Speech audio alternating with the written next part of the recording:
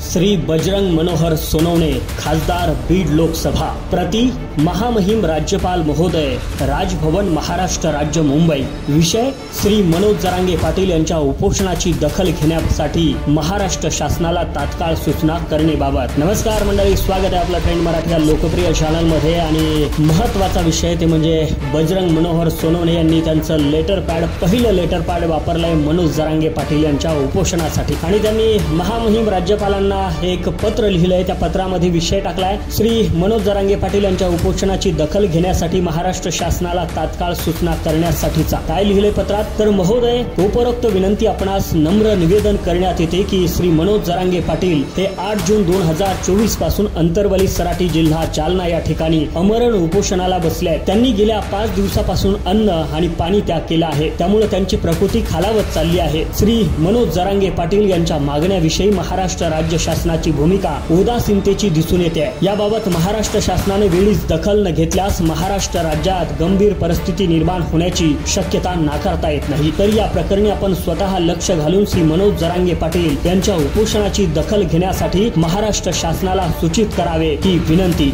आपला बजरंग सोनवणे खासदार बीड लोकसभा महाराष्ट्र। तर हे आहे लेटर पॅड वरचं लिहिलेलं पत्र, जे की मनोज जरांगे पाटील यांनी आता सुरू केलेल्या उपोषणासाठी अर्थात दिनांक 12 जून 2024 ला हे पत्र लिहिलं गेलंय आणि हे पत्र राज्यपालांना लिहिलंय। तर मनोज जरांगे पाटील यांच्या उपोषणाची दखल घेण्यासाठी शासनाला तात्काळ सूचना करा, अशा पद्धतीचं हे पत्र राज्यपालाला बजरंग सोनवणे यांनी लिहिलंय। बीड जिल्ह्याची लोकसभा निवडणूक प्रचंड जातीपातीवरती येऊन ठेपली होती। शेवटी मराठा आरक्षणाचा प्रचंड मोठा फटका बसत पंकजा मुंडेंना पराभव स्वीकारावा लागला। मात्र बजरंग सोनवणे जे की शरद पवार गटाचे खासदार त्या ठिकाणी झाले आणि खासदार झाल्या पहिलं लेटर पॅड त्यांनी वापरलंय ते म्हणजे जरांगे पाटील यांच्या उपोषणासाठी शासनानं दखल घ्यावी त्याच्याबाबत सूचना करणारं हे पत्र किंवा लेटर पॅड वरती लिहिलेलं पत्र सरकारला जरांगे पाटलांविषयी सोनवणे यांनी लिहिलंय। बजरंग बाप्पा सोनवणे यांनी लिहिलेलं हे सरकारला खरबरीत असं पत्र आहे आणि या पत्राच्या माध्यमातून जरांगे पाटलांच्या उपोषणाबाबत जी काही दखल घ्यावी